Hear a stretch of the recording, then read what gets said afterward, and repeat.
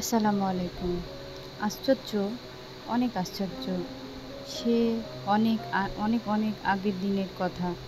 প্রায় ২৫০ খ্রিস্টাব্দ বা কোনো এক যুগের ঘটনা। সত্য সন্ধানে কয়েকজন যুবক নিজেদের ধর্ম ও জীবন রক্ষার জন্য এবং আল্লাহর সৃষ্টির জগৎ দেখার উদ্দেশ্যে বেরিয়েছিল। তারা চলতে চলতে অনেক দূর চলে যায়। আল্লাহর সৃষ্টি দেখতে দেখতে তারা ক্লান্ত হয়ে পড়ে। ক্লান্ত শরীরে বিশ্রাম নেওয়ার খুবই জরুরি হয়ে পড়েছিল।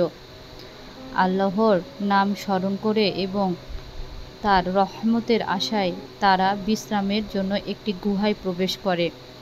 সে কি বিশ্রাম! দিন যায়, রাত আসে, মাস যায়, বছর আসে, এমনকি যুগ পেরিয়ে যায়, কিন্তু তাদের বিশ্রাম আর থামে না। ক্লান্ত শরীরে তারা শুয়ে পড়ে এবং ঘুমিয়ে যায়। তারা পাহাড়ের ভেতরে সেই গুহায় একটানা ৩০৯ বছর ঘুমিয়ে কাটায়। অবশেষে তাদের ঘুম ভাঙল।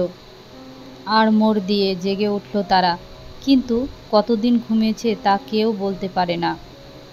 কেউ বলে একদিন, কেউ বলে তার চেয়ে একটু বেশি। মত নৈকতার পর তারা একমত হয় যে মহান আল্লাহই ভালো জানেন, কারণ আল্লাহর প্রতি তাদের অগাধ বিশ্বাস ও অবিচল আস্থা ছিল। যাদের এমন বিশ্বাস থাকে তাদের মুমিন বলা হয়। আল্লাহ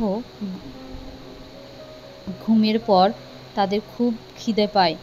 তারা পরামর্শ করে একজন লোকালয়ে বাজারে পাঠায় পৃথিবীর খাবার ও পানীয় কিনে আনার জন্য। তাকে বলে দেয়া হয় সে যেন ভদ্রতার সাথে কাউকে কিছু না জানিয়ে চুপচাপ চলে আসে, কিন্তু তা আর হয় না। বিপত্তি ঘটে যায়। বাজারে লোকেরা তার কাছ থেকে থাকা মুদ্রা দেখে অবাক হয়ে যায়। এ যে কয়েক শত বছরের আগের মুদ্রাটি কোথায় থেকে এলো, এর রহস্য কি? এই প্রশ্ন ওঠে। খবরটা একজন দুজন করে অন্য জনের কানে পৌঁছে যায়। পাহাড়ের কাছে উৎসুক জনতার ভিড় জমে যায়। লোকেরা বলাবলি করতে থাকে এই জায়গাটিকে সম্মানীয় ও সংক্ষিপ্ত করতে হবে।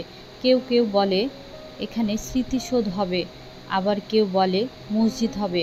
অবশেষে সেখানে মসজিদ নির্মাণ করা হয়। এই গুহাবাসীর পরিচয় দেয়া হলো আহসারে কাফাহ নামে। অসহায় মানে দল আর